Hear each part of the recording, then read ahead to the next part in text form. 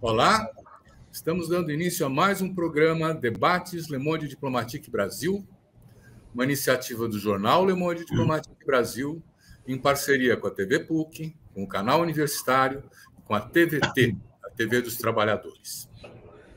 Hoje nós vamos tratar de um processo que está começando já, né?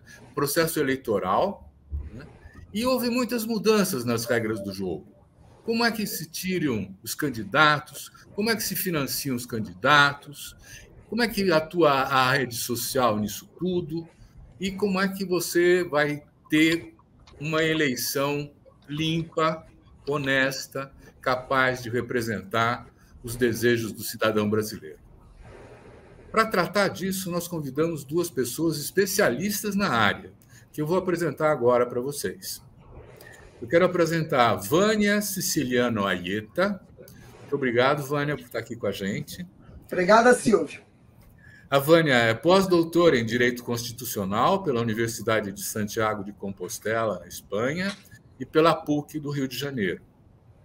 É professora do programa de pós-graduação da Faculdade de Direito da UERJ, colaboradora das escolas judiciárias eleitorais, dos TREs e do TSE, Tribunais Regionais Eleitorais e Tribunal Superior Eleitoral. Presidente da Comissão de Direito Constitucional e membro da Comissão de Direito Eleitoral da Justiça Eleitoral da OAB, Rio de Janeiro. É membro da Comissão de Direito Eleitoral do Conselho Federal da OAB também. Presidente da Escola Superior de Direito Eleitoral. Membro fundadora da Academia Brasileira de Direito Eleitoral e Político e membro do Instituto Brasileiro de Direito Eleitoral. Portanto, nós temos uma especialista em eleições. Quero também apresentar para vocês o Luiz Fernando Pereira. Ele é doutor em Direito Processual Civil pela Universidade Federal do Paraná. Muito obrigado, Luiz Fernando, por estar aqui com a gente também. É um prazer tê-lo aqui conosco. É professor de Processo Civil de pós-graduação no Instituto Romeu Bacelar e outras instituições. É conselheiro titular do Conselho Seccional da OAB do Paraná. Sócio fundador da VGIP Advogados. Foi membro consultor da Comissão de Reforma do Código do Processo Civil do Conselho Federal da OAB. E é coordenador geral da Academia Brasileira de Direito Eleitoral e Político, da ABRADEP. Então, temos também outro especialista em eleições aqui. Luiz Fernando, eu vou começar com você, pedindo para que você nos dê um cenário assim, de como é que começa esse processo eleitoral esse ano. Não é? O que acontece a partir de agora? Como é que saem os candidatos? Os partidos fazem... Como é que eles fazem para escolher os candidatos? Qual é o processo? Bom, primeiro agradeço, Silvio, o convite. É um prazer estar aqui falando sobre esse tema, que realmente entra no cenário político. Nós temos um ano de eleição, e o prazer é ainda maior por estar ao lado da minha amiga, que tem a minha eterna admiração, Vânia Aieta, minha professora de todos nós que advogamos na área de direito eleitoral.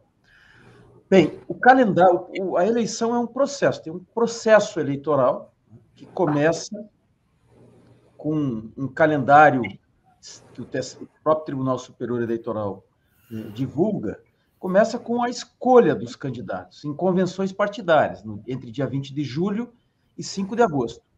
Mas para participar das convenções partidárias, você precisa estar filiado a um determinado partido político, né, com 6 meses de antecedência em relação à eleição. Você tem que estar com o teu domicílio eleitoral fixado também, com 6 meses antes. Nós temos, nesse ano, a novidade das federações partidárias, que também devem estar estabelecidas até o começo de abril.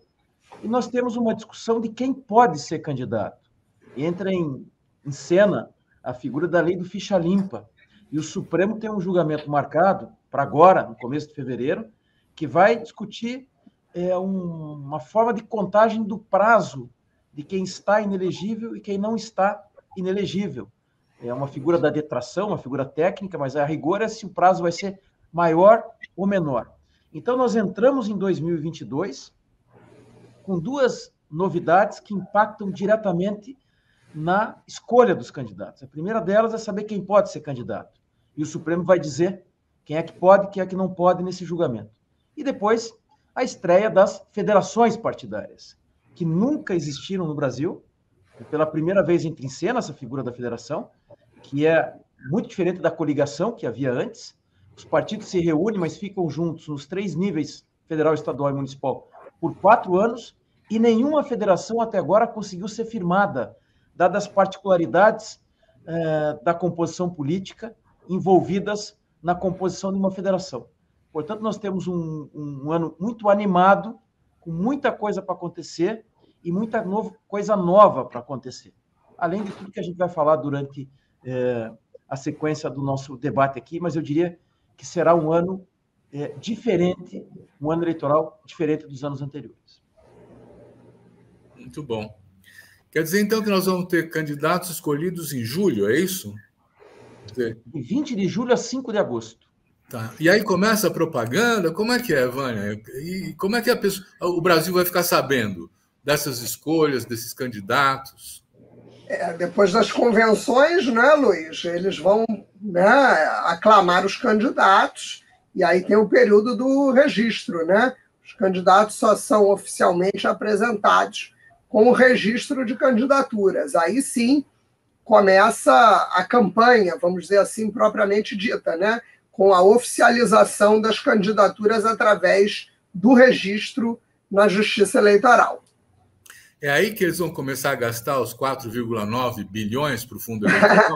Para gastar não é tão fácil assim. Ele precisa estar registrado, precisa estar com a conta aberta, precisa estar com o CNPJ de candidato tirado. E, às vezes, sabe, o Luiz Fernando também pode falar um pouquinho sobre isso. Eles demoram um pouco, né,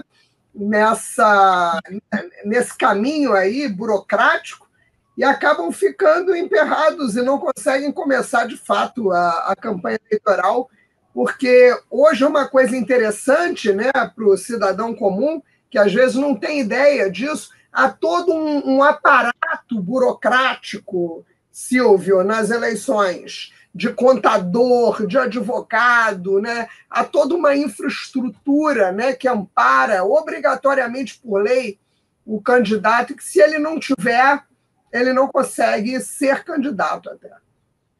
Luiz Fernando, aqui tem uma dúvida.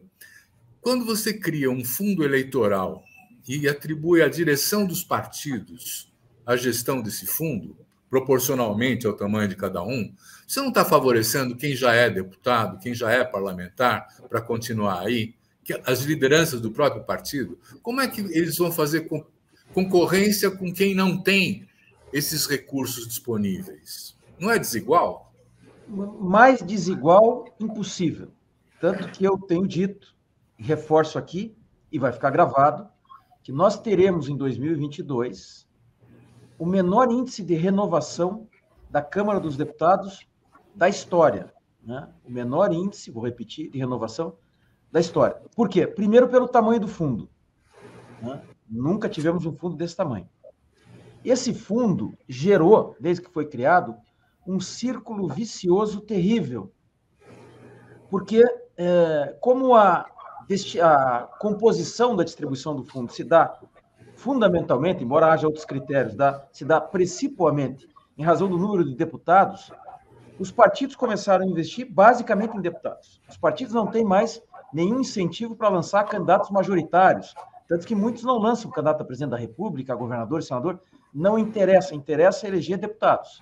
E como nós temos muitas siglas, se vocês olharem para os partidos políticos nos estados, cada deputado tem o seu partido. À exceção de alguns partidos mais estruturados, programática e ideologicamente, sem elogio ou crítica, mas apenas uma revelação da realidade, como, por exemplo, o PT, o PCdoB, a Rede, a rigor, os partidos mais fisiológicos estão nas mãos, vou ressalvar também o PDT, mas os partidos mais fisiológicos estão nas mãos dos deputados federais nos estados. Então, vejam o que esses deputados federais têm. eles têm esses 5 bilhões que eles vão distribuir entre eles. Estima-se aqui que um deputado federal tenha entre 3 e 4 milhões para gastar na campanha eleitoral, mas antes disso, ele teve, em 2020, a prerrogativa de distribuir o fundo partidário nas eleições municipais para os prefeitos, seus aliados. Então, ele já despejou uma quantidade enorme de dinheiro público do fundo para os prefeitos, seus aliados, segundo critérios que ele mesmo define, porque ele tem o seu partido, tem o partido para chamar de seu em cada um dos estados. E, além disso, ele teve o maior volume de emendas distribuídas na história do país. Portanto, ele tem emendas parlamentares para esses municípios, onde ele faz voto, dinheiro do fundo partidário para os vereadores e prefeitos desses mesmos municípios, e agora um caminhão de dinheiro para gastar na campanha nesses mesmos municípios. Um outsider no Brasil, para se eleger deputado federal, é um herói. Claro que em 2018 houve uma virada, uma onda, que já acabou em 2020 e não vai existir em 2022. E ali era um fenômeno, né? Substancial. Ali. Né? Agora, na política do dia a dia, na rotina, o sistema está viciado por esse círculo vicioso, e eu diria que é um círculo vicioso com externalidades e consequências muito brutais para a democracia. A Câmara dos Deputados está impenetrável pelo vasto dinheiro público distribuído pelo fundo partidário, pelo fundo eleitoral e pelas emendas. Ô, Silvio, eu gostaria de te dizer que este diagnóstico antagônico, né, foi alertado, né, por nós há tempos atrás, quando houve a mudança do modelo do financiamento. Tanto eu, no Rio de Janeiro, como o doutor Luiz Fernando no Paraná, somos conselheiros da Ordem dos Advogados. Mas eu não tenho nenhum, né, problema de dizer de público que a OAB errou violentamente, e nós, à época, lutamos muito contra isso, no que tange aquela ação que motivou, né, pelo Supremo Tribunal Federal a mudança no modelo de financiamento no Brasil, que era misto, para um modelo de financiamento totalmente público. E a nossa preocupação, Silvio, nunca foi valores, né, que estava se gastando muito dinheiro, que era dinheiro público, até porque penso que a democracia é um dinheiro bem gasto. O problema nosso não era a questão dos valores, embora as cifras sejam impressionantes e significativas. Mas tanto eu quanto o doutor Luiz Fernando, conhecedores profundos, né, de como a rotina, a própria topografia de um partido político por dentro, como se dá as relações de poder. Uma coisa é você chegar e postular, em tese, teorias, né, muito bonitas, sem conhecer na prática como funciona um partido político. Com a licença aí dos colegas, né, que encaminharam essas postulações, mas a verdade foi essa. Agora, nós sabíamos que isto geraria um processo de oligopolização, ou seja, o poder dentro dos partidos, internamente nos partidos, ele fica concentrado nas mãos e, sobretudo, nas mãos dos dirigentes nacionais. Nem os dirigentes regionais e municipais conseguem gerir seu próprio dinheiro. E aí você vê só, nós conseguimos alguns ganhos, né, legislativos de destinação de dinheiro para as mulheres, para negros, mas o dinheiro não chega, Silvio, não chega no destinatário, porque os partidos fazem maquiagens muito bem feitas para burlar os próprios ganhos legislativos, né, que a sociedade teve. Eu vou te dar o caso, por exemplo, de uma cliente que eu tive no Rio de Janeiro na eleição municipal passada, jovem, preta, mulher, candidata majoritária no município de expressão, e ela foi receber uns trocados na sexta-feira, Silvio, às 4h30 da tarde, que antecedia a eleição do domingo. Quer dizer, era para não ajudar mesmo. Até porque a fragilidade dos partidos, não é, Luiz Fernando? Muitas vezes as relações de poder, os grupos de poder, eles se dão independente dos partidos. Você pode ter, por exemplo, um grupo de poder em que o deputado está num partido, o outro no outro, entendeu? E eles operam, né, em favor um do outro, independente até dos seus companheiros, dos interesses internos dos partidos. Então, um dos problemas que eu destacaria nessa eleição ainda é a questão do dinheiro. Quando o modelo de financiamento mudou, Luiz Fernando, alguns clientes meus, tubarões da política, chegaram a comemorar como se fosse um carnaval. E aí eu pensei no meu silêncio, Silvio, se está muito bom para eles, não está bom. Mas então, para os outros. Deixa eu entrar nisso para colocar uma pitada de polêmica nessa conversa, né? Eu, na minha opinião, acho que deveriam acabar as emendas parlamentares todas, não sobrar uma emenda, nem de relator, nem de parlamentar, porque é uma maneira de desviar das políticas públicas, das prioridades de governo, né? E favorecer clientelas eleitorais, assim como acabar com o fundo eleitoral. Por que precisamos ter um fundo eleitoral? Por que as pessoas não podem competir naquela disputa de bater de casa em casa e começar a fazer de novo campanha na rua e convencer as pessoas a ter programas a aderir, né? Silvio, a gente não pode vilanizar, só um instantinho, o financiamento privado. Não, mas então, aí eu ia chegar também. Transparência, né? Na minha opinião, empresa não vota. Empresa não é cidadão.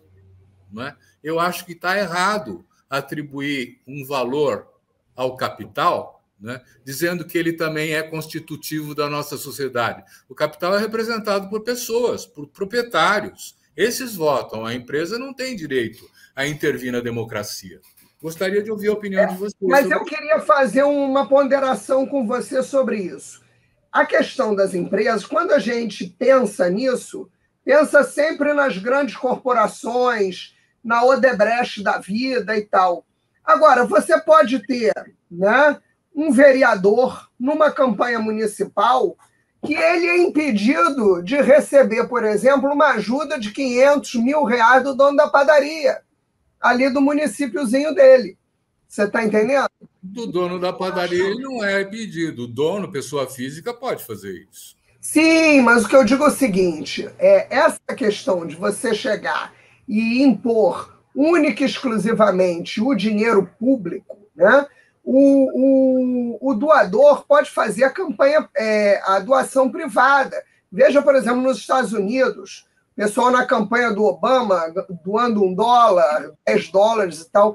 Eu já tive que fazer defesas no tribunal até da irmã que doou R$30 mil para a campanha de um irmão, que eles disseram, mas o que motiva a senhora a dar o dinheiro? Além de ser irmão dela, mas, por exemplo, às vezes a pessoa quer exercer a sua participação política dando dinheiro, né, Silvio? Não tem tempo para ficar panfletando, para fazer outras iniciativas e dar o dinheiro. O que eu hoje fico muito impressionada, além do derrame de dinheiro público, é exatamente o modo como este dinheiro público está sendo destinado.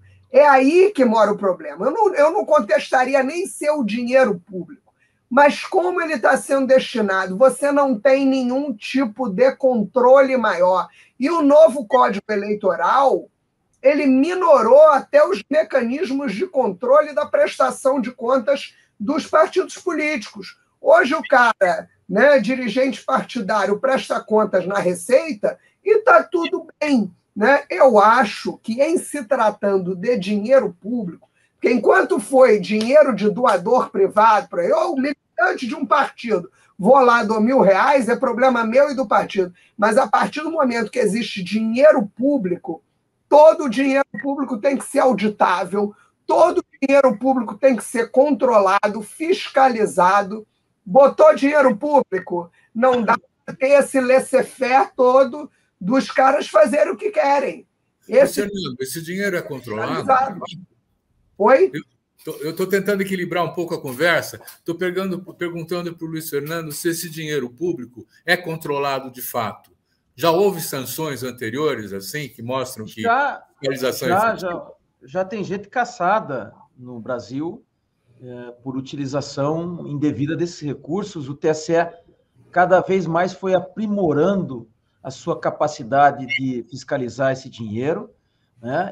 Mas eu queria mencionar uma observação importante em relação, primeiro, ao tamanho do fundo, né?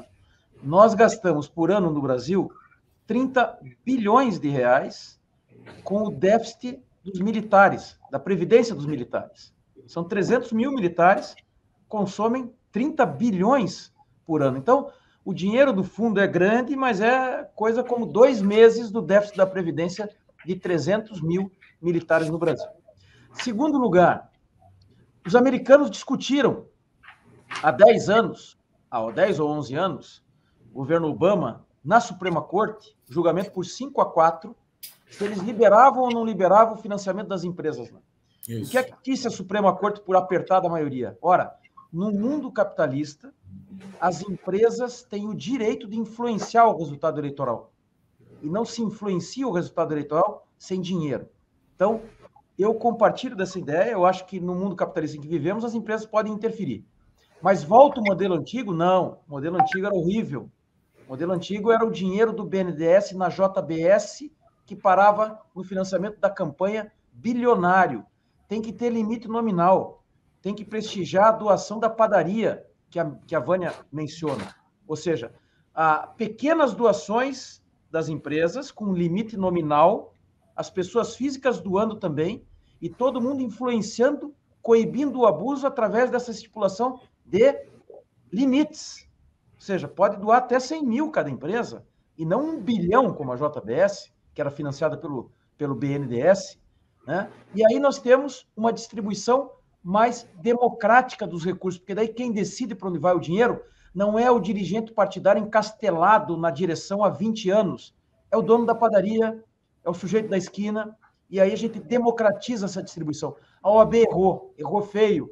E o Supremo errou também o Supremo ao embarcar num discurso falso moralista, em que as eleições estariam livres na disputa, na isonomia, se acabássemos com as doações das pessoas jurídicas. Primeiro que não é lugar para decidir isso no Supremo. Quem tinha que discutido isso foi no Congresso. O Congresso foi a reboque do Supremo. Foi na arena correta, né, Luiz? Né? Então, eu quero dizer que é o seguinte, nós, a partir da decisão do Supremo, provocado pela ordem, equivocadamente provocado pela ordem, criamos um monstro do financiamento que hoje prevalece no Brasil, que não tem similar na história do Brasil, e não me parece que haja, a Vânia entende mais do que eu, no direito comparado, um sistema tão ruim como o nosso. Espero que o desastre de 2022, o desastre anunciado, a tragédia anunciada, seja um instrumento de catarse da mudança que se faz necessária para democratizar a disputa eleitoral no Brasil. Fernando, deixa eu aproveitar. Silvio, deixa eu só fazer um comentário aí em cima da tua preocupação. Eu percebi que a tua preocupação era o equilíbrio entre o capital e o trabalho, né? Sobretudo nessas doações aí de empresa. E eu queria te dar uma experiência que eu tive, que eu fiquei muito impressionada com aquilo. Em 2014, eu fui a um congresso na Noruega e fui apresentar um trabalho de financiamento de partidos políticos de eleição.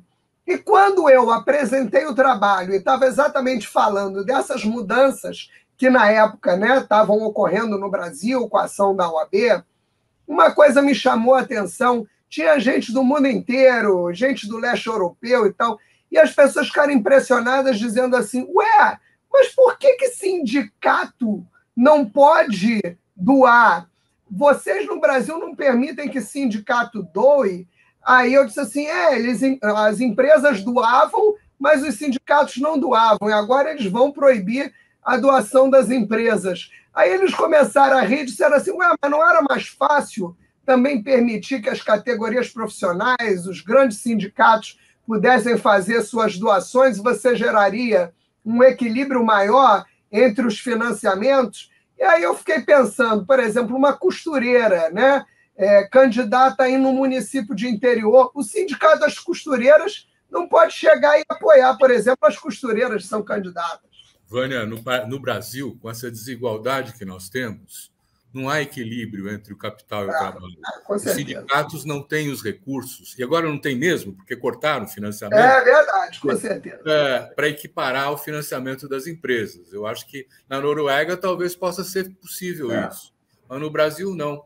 Mas eu queria voltar para o Luiz Fernando, perguntando a ele, você falou de partidos fisiológicos, não é? E você falou que a expectativa do Congresso é que ele seja pior do que é agora. O que é partido fisiológico e por que vai ficar pior? Uma vez perguntaram ao ex-presidente da Câmara, Ulisses Guimarães, o que ele achava do mandato que ia se iniciar no final de um determinado mandato. Fizeram essa pergunta para ele. Ele falou assim, eu não sei, só sei uma coisa, vai ser pior que o atual. O Ulisses já morreu há 20 anos e só piora.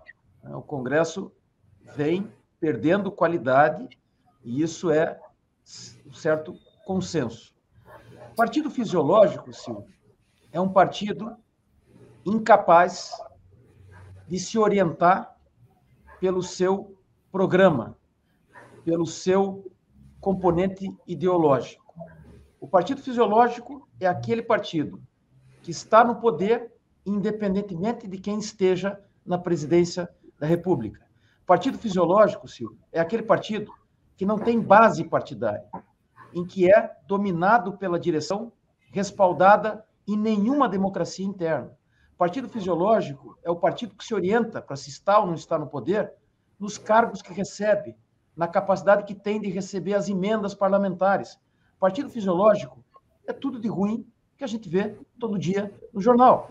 Eu, como advogado, não vou carimbar partido a partido, mas quem assiste à cena política sabe muito bem a diferença entre o partido que se orienta pelo programa, pelo seu componente ideológico, e aquele que se orienta apenas por esta visão mais pragmática, como se o exercício do mandato ou a direção partidária fosse dirigir uma empresa qualquer.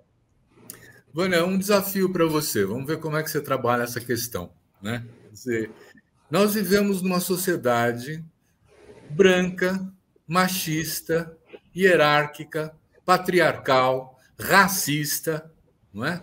Que estamos assistindo todos os dias às violências que são praticadas contra essas maiorias que são chamadas de minorias, que são as mulheres, que são os negros, que são, enfim, né?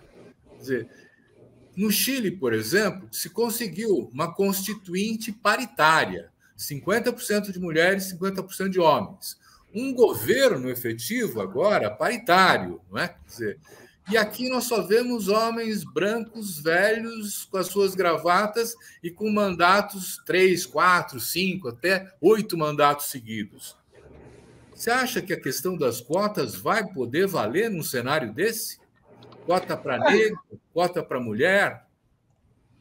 O que a gente vê é muita burla às cotas. Nas cotas de mulheres, nós tivemos várias ações, inclusive por iniciativa do Ministério Público, denunciando as fraudes que ocorriam, né, nas cotas de mulheres. O pessoal registrava a telefonista do partido, a faxineira, eram candidatas fictícias, né, só para cumprir ali o exigido. E aí, evidentemente, veio o antídoto, né? Ações, né, robustas, que muitas vezes faziam cair, né, até muitas vezes com alguma injustiça, a chapa inteira, para, de certa maneira, gerar um alerta aos dirigentes partidários de que eles precisariam começar a cuidar da questão das mulheres dentro dos partidos. Eu, como advogo até para vários partidos diferentes e tal, eu comecei a ver na prática que esse medo, Silvio, gerou algum tipo de providência favorável. Não vou dizer que a coisa mudou do dia para a noite, mas, mal ou bem, no campo das mulheres, os partidos políticos, independente de qualquer corte ideológico, não só os de esquerda, mas também os conservadores, começaram a investir, até porque eles tinham recursos com verba carimbada para esse propósito, a formação das mulheres, a qualificação das mulheres, e isso você vê em todos os partidos esta providência. A minha preocupação no caso dos negros agora é também, e a gente, é muito complicado isso, porque a gente não pode fazer tribunal da raça, né? Dizer quem é preto, quem não é, né? Mas nós assistimos há pouco tempo na OAB, né, um problema parecido. Nós conseguimos, né, a cota, né, para mulheres e também 20% para pretos, e você tem ali, ô Silvio, muito conselheiro visivelmente branco dizendo que era preto, né, para poder ganhar a vaga no conselho, né, o que é uma vergonha. Então, eu acho que é todo um construído também da sociedade vigilante. Agora, por que resolveu na OAB? O Jornal Globo foi, botou fogo no parquinho, mostrou, né, os escândalos, colocou os nomes, aí as pessoas, num instantinho, disseram, não, foi erro, que erro de digitação, errou na hora de marcar e tal, aí conserta rapidinho, né? E, da mesma maneira, os partidos vão ter, né, que tomar essas providências. Hoje há um dispositivo legal que premia, né, eleitoralmente os partidos, não é, Luiz Fernando, que conseguem eleger, de fato, mulheres. Né? Então, isso acho que é um gap, porque, de qualquer maneira, ainda que a mulher eleita, eu vou lembrar aqui de uma falecida deputada do Rio de Janeiro, muito querida de todos da classe política, a deputada Eloneida Stuart, que ela dizia, eu não sou mulher marida. O que é a mulher marida, Silvio? É aquela que está sendo candidata porque é esposa, né, do político, a outra porque é filha do político, né? Mas mesmo essas, mal ou bem, que não sejam self-made woman, né, elas ainda assim, né, tendo, né, uma oportunidade, um espaço, não deixa de ser um ganho, né? Por mais que, evidentemente, nós desejemos, né, mulheres que tenham uma trajetória própria. Não, eu estou de acordo. Há ganhos, é o movimento da sociedade civil, né, que vai pressionando para ir transformando essas questões. Né? Agora a gente já está começando a levantar a questão até dos indígenas, né, terem oportunidade. Sim. E veja que na Constituinte chilena tem até um número de reservado. 7 indígenas estão lá para representar os interesses deles. Quer dizer, esse ano vai ter eleição no México, as regionais no México, e você tem todo um movimento dos bolsões indígenas para candidaturas. Maravilha. Luiz Fernando, eu vou trazer para você o tema das fake news, né? Quer dizer, que é o seguinte, na eleição passada, em 2018, por exemplo, o presidente atual não teve nos debates na televisão, né? Não fez campanha desse jeito e ganhou usando as redes sociais e centenas de milhões de mensagens de fake news. Isso o próprio Tribunal Superior Eleitoral identificou, né? O que aconteceu foi que o Supremo não resolveu levar à frente esse tipo de análise. Nós vamos ter fake news de novo nessa eleição, não vamos? Tem o Telegram, que tem 50 milhões de brasileiros dentro, que não está controlado, e tem uma possibilidade do exterior haver a emissão de fake news para o Brasil. Como é que vocês estão vendo isso? Olha, primeiro, antes de responder isso, quero fazer uma observação importante sobre a eleição chilena, que é bacana, porque muita gente confunde cota de gênero com cota de mulher. E aí muita gente diz o seguinte, não, eu sei que é cota de gênero, mas a rigor as mulheres é que são protegidas. No Chile, as mulheres que tiveram que devolver 10 ou 11 vagas, agora na eleição da Constituinte, porque fizeram mais votos do que os homens. Então, a paridade no Chile protegeu os homens. Então, é cota de gênero, sim. O Brasil está tão distante da realidade chilena que ninguém entende aqui como é que a cota de gênero é cota de gênero, sim, e não cota de mulher. Feito esse registro, eu quero falar que este, Silvio, é um dos grandes desafios da eleição de 2022. Você disse bem, tem 50 milhões de brasileiros com o Telegram. 50 milhões de brasileiros com o Telegram. Isso significa dizer que se nós não tivermos o Telegram incluído, né, nesta regulação, nós temos um campo sem lei, um campo enorme sem lei. Antes das redes sociais, antes da internet, a televisão a campanha era feita com comícios, né, com distribuição de impressos, as notícias de jornal, de rádio e televisão. Você imagina se o SBT é o tamanho do Telegram perto do WhatsApp, que é a Globo. Você imagina se o SBT dissesse assim, aqui no SBT eu faço o que quero, porque o registro do SBT está em Dubai e o dono é russo, e ele não vai responder a nenhuma determinação do Tribunal Superior Eleitoral. Nós destacaríamos um espaço muito importante da disputa eleitoral para ficar sem nenhum controle.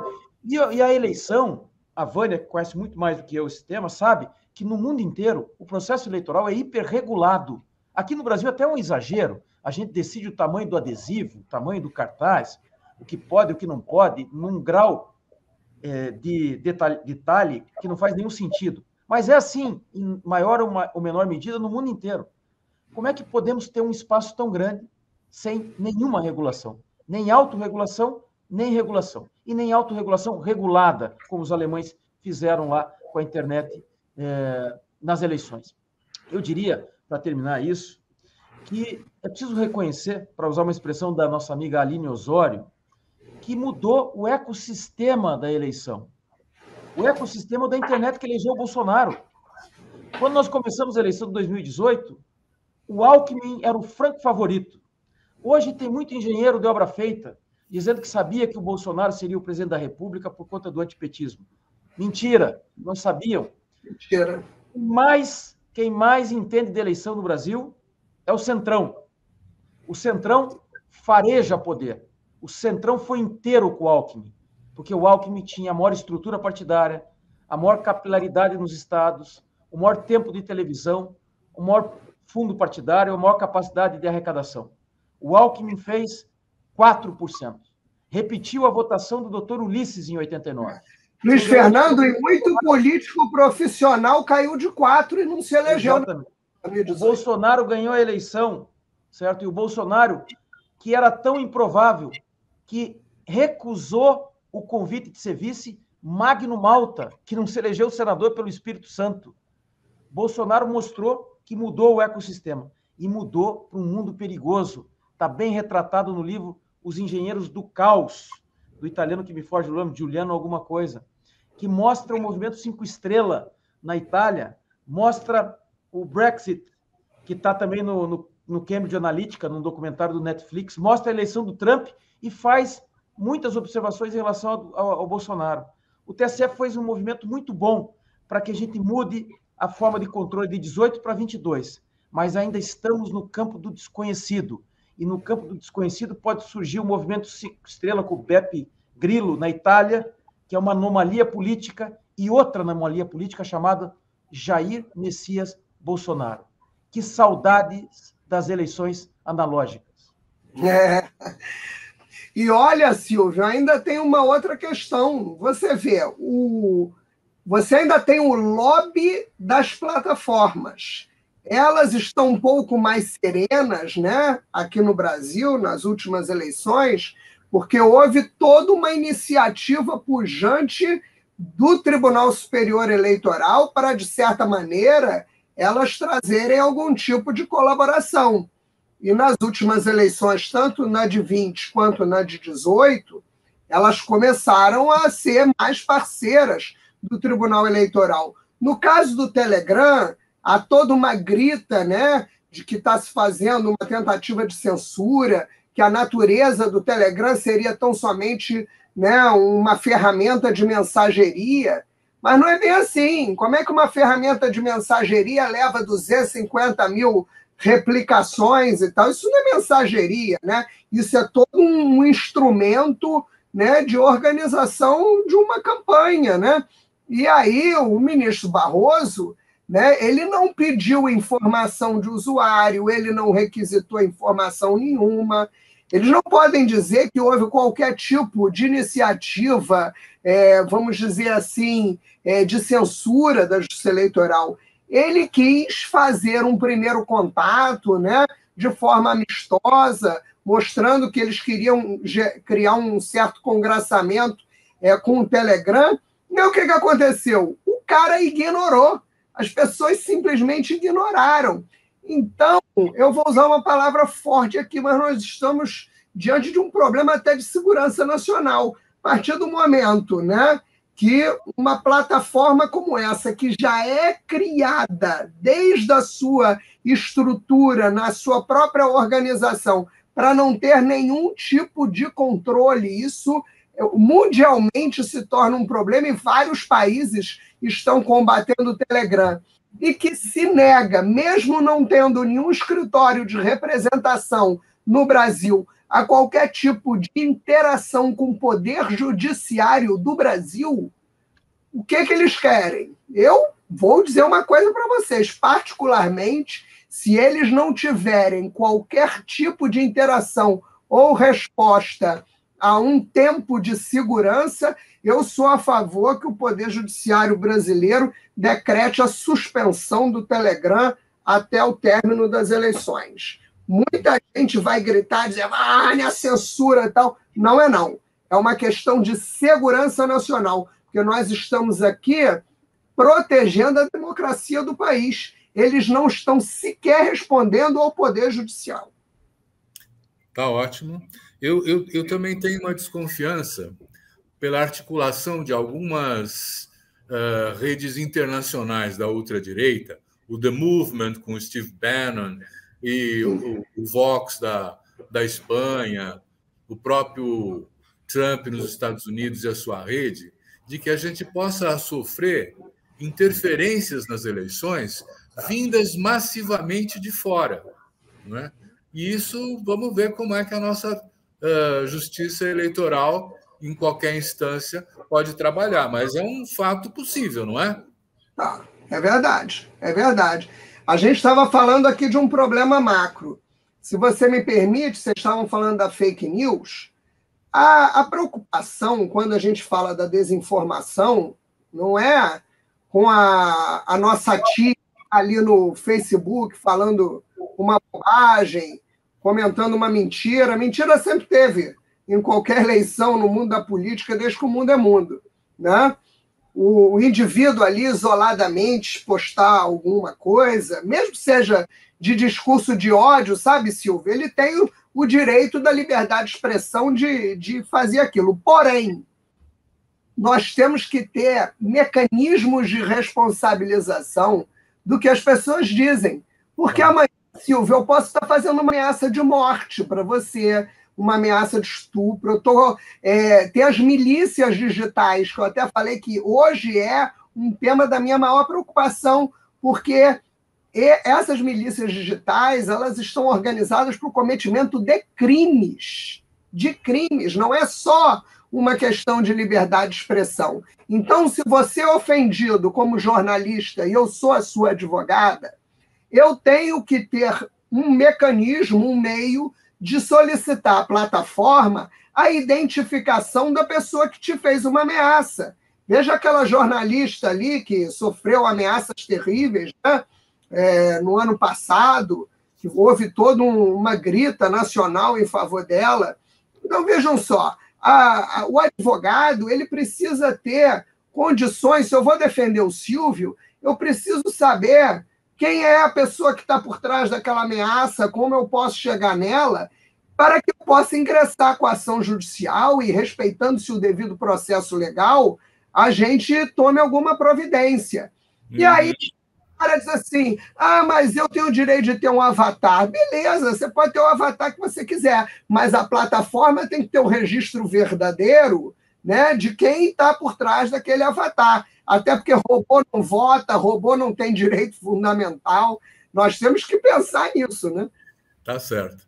Luiz Fernando, as redes sociais são uma novidade, mas o controle das rádios e televisões regionais não são, né? Já existem vários levantamentos que demonstram que você tem políticos no Congresso, você tem políticos nos governos de Estado que controlam esses meios de comunicação, que são concessões públicas, né?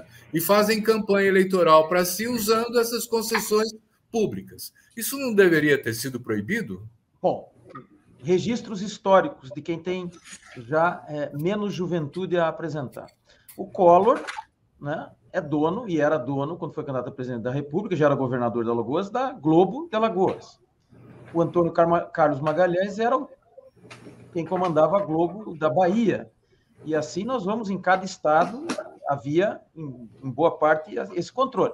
Além das rádios, né? Vamos lembrar também, aos menos jovens, que a votação que garantiu 5 anos de mandato ao governo Sarney se deu na barganha da entrega de concessões de rádio aos deputados, casos famosíssimos. Né? Caso dos 5 anos, né, Fernando? 5 anos do Sarney. Então, veja só, tem esse problema, né, que é essa concentração. Mas essa concentração, né, o PT sempre brigou muito contra a concentração, sempre ameaçou fazer a democratização dos meios de comunicação, mas essa democratização se deu independentemente dos movimentos parlamentares, se deu com a internet, a verdade é essa. Né? Então, hoje está aí o Telegram, o WhatsApp, o Facebook, o Instagram, o Twitter. Essa foi a democratização dos meios de comunicação. O Congresso não deu conta de resolver isso antes que mudasse o ecossistema. Mas esse ecossistema, aliás, o Fachin tem uma passagem bacana no julgamento agora que teve no TSE. Ele disse o seguinte sobre liberdade de expressão, lembrou um julgamento de 1919 da Suprema Corte Americana, que dizia o seguinte, negócio de liberdade de expressão nunca deu liberdade para o sujeito gritar num teatro lotado é fogo, de forma falsa e causar pânico. Então, a liberdade de expressão tem os seus limites. E um dos limites da liberdade de expressão está na regulação da campanha eleitoral. Não pode ter espaço sem lei. Do exemplo do SBT. O SBT não poderia dizer, numa eleição de 20 anos, olha, em nome da liberdade de expressão, eu não cumpro ordem do TSE, ninguém me intima de nada. O Telegram é o SBT de 20 anos. Eu quero dizer isso só para complementar, um detalhe. Eu disse que isso aí gerou a anomalia política que é o Bolsonaro. Não é anomalia política, não, isso não é não descredencia o eleitor do Bolsonaro propriamente, nem o próprio Bolsonaro. Estou dizendo que ele é um outsider. Ele revelou para a normalidade vigente das eleições que havia algo diferente. Ou seja, alguém que poderia ganhar sem tempo de televisão, sem financiamento, sabendo explorar bem esse novo ecossistema da internet, das redes sociais, da disseminação das notícias falsas, não necessariamente por ele, Bolsonaro, como disse o TSE. Então, e nesse aspecto é que ele é uma anomalia. Nós não podemos, enfim, demonizar o eleitor brasileiro, porque foi uma escolha com a qual não concordamos. A democracia é assim mesmo, não é concurso público. Uhum. Então, Vânia, eu tenho uma outra coisa que para mim é uma dificuldade, é saber, por exemplo, de parlamentares que estão no 6º mandato, no 7º mandato, virou meio de vida, né? Quer dizer, virou profissão ser parlamentar, né? Como que é isso? Não tem que botar um limite? Porque senão ele vai criando o seu ecossistema de proteção e fica lá para sempre, né? Eu discordo, eu creio que não. Né? E no mundo inteiro você tem parlamentares que fazem uma carreira, uma vida inteira na política, no parlamento. O parlamentar de primeiro mandato, se ele não toma cuidado, Silvio, ele chega lá no Congresso e ele passa desapercebido. Porque até ele tomar corpo de toda aquela engenharia do processo legislativo, do regimento interno da Câmara, do Senado, quando ele viu que ele está começando a aprender a engatinhar, acabou o mandato. E o primeiro mandato é sempre muito fácil de ser obtido. A cada mandato subsequente, a eleição vai ficar mais difícil. Eu fui advogada na minha vida de parlamentares de 9, 10 mandatos, e te digo, é sempre um trabalho, né, contínuo, né, independente de que cor ideológica tinham, mas um trabalho contínuo muito forte. Eu te digo com muita segurança que se o cara não é um bom parlamentar, ele não consegue essa faceta, né, de conseguir tantos mandatos assim. Num dado momento, ainda que o cara seja bancado por uma oligarquia daquelas pesadas, ele vai sair, aí vai ocupar um cargo de ministro, ele vai ser candidato a prefeito, né? Ele tem algum tipo de ruptura para depois voltar mais renovado. Agora, a sequência continuada de mandatos exitosos, não importa, né, de que partido seja, impõe um trabalho hercúleo e muita competência por parte do player. Muito bom. Gente, nós chegamos ao final do nosso programa. Essa conversa está boa, está animada, o tempo passa rápido. Eu queria pedir a vocês, a cada um de vocês, que dissesse assim, nesse cenário que nós estamos discutindo, qual é a recomendação que vocês fazem para os eleitores? Quem quer começar? Eu posso começar, o Luiz Fernando termina. Tá bom. Eu gostaria de dizer para o eleitor, investiguem a vida da pessoa que você vai votar. Todo mundo é muito bonito, né, quando se apresenta, né, como candidato, mas investigue a vida daquela pessoa, veja se aquela pessoa, né, tem algo a apresentar. E eu aqui não falo em currículo, não, Silvio.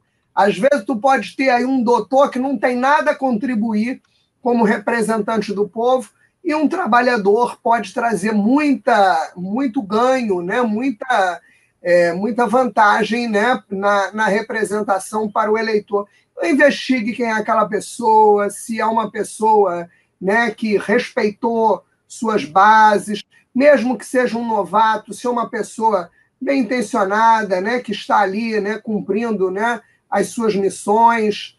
Porque quando você vota em alguém, é como se você estivesse passando um cheque em branco para aquela pessoa, não é? E não vendam o seu voto, porque quem negocia o seu voto se torna um cidadão de segunda categoria. Se você vende o seu voto, aquele parlamentar ele não vai atender nem o telefone para você, porque ele não vai te respeitar, ele acha que já pagou a conta. Tá bom. E o seu voto. Muito obrigado. Luiz Fernando. Eu quero concordar primeiro com a Vânia, mas antes quero dizer o seguinte, nós temos que primeiro reconhecer que não existe voto qualificado e voto desqualificado. Todos os votos são contabilizados da mesma forma, aquele que tem mais informação, aquele que tem menos informação, aquele que vota com menos informação não é um voto menos legítimo. A democracia é assim mesmo. Tem gente mais engajada, gente menos engajada.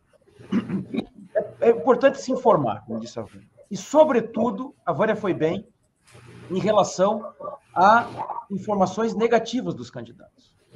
O Kennedy ganhou aquela eleição do Nixon, em 60, nos Estados Unidos, uma propaganda de televisão curta que falava dos escândalos do Nixon e perguntava assim, você compraria um carro usado do Nixon? E aquilo, dizem os marqueteiros, foi determinante na eleição. Os latino-americanos, isso está constatado pela ciência política, fazem muito pouco propaganda negativa. Aqui no Brasil pega mal falar mal dos outros candidatos. Nós precisamos falar mal dos candidatos, falar muito mal, revelar o histórico desse candidato. Não adianta se apresentar bem, ter boas propostas e ter um histórico horrível que revela um futuro da mesma qualidade. Portanto, vamos aumentar na América Latina e no Brasil o nível da propaganda negativa. Isso filtra, isso higieniza a composição do poder do país.